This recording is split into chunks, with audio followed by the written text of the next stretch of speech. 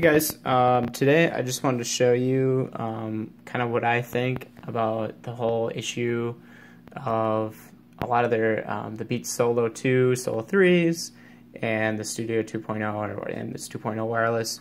Why I believe that they're not really working correctly. So this has to do a lot with just the issue of no power in general, not really to do with the whole thing of why one side doesn't work. I think the whole reason is because people aren't using their stock charger. Obviously, if you get them used, this usually doesn't come with it. And I just want to show you what the power requirements are for this. So let's look at this back here, and the power you really want is Beats 10 watt power adapter. And the input is 100 to 240 volts, 50 60 hertz. That doesn't really matter too much, but the 0.5 amps input is kind of important, and then the output is 5 volts at 2.1 amps. So I think a lot of people are using chargers from their smartphones or tablets or whatever, and those really don't work great.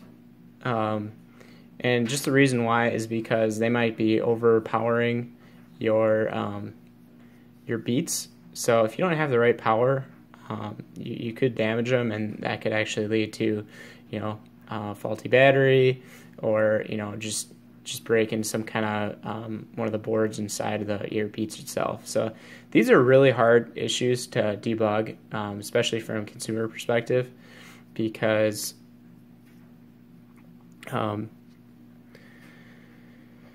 you don't have really the tools to know exactly what's broken inside your Beats. You can't really see because none of the wires are broken, and obviously, there's no piece of plastic or something that's broken off to say, okay, this is what's actually wrong with them, and this is what happened.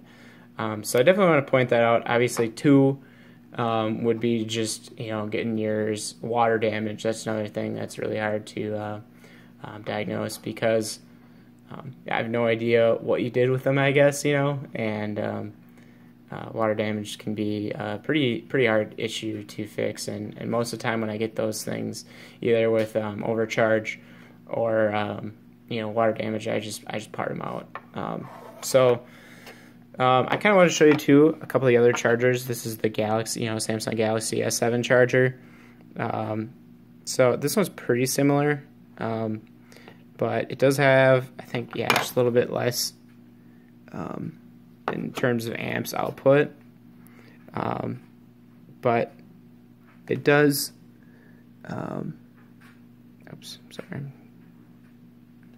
it does get quite a bit like more voltage.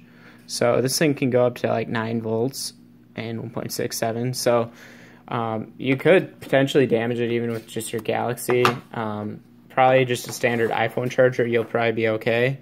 But this thing honestly has actually a little bit less of a charge than the Beats one, so you should probably be okay. But obviously, like I said, to be more safe than sorry, always try to use this one.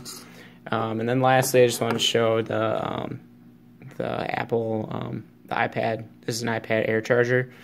And this one actually has a little bit too much power, even though it is a 10 watt charge. The output is a little bit larger, so I just wanted to point that out, that for the 3 most common chargers here, iPad, Galaxy, and iPhone, they're all a little bit different than your Studio/Solo power adapter. So just want to keep that in mind next time you're charging your Beats, that it's always the safest just to use the one that's stock.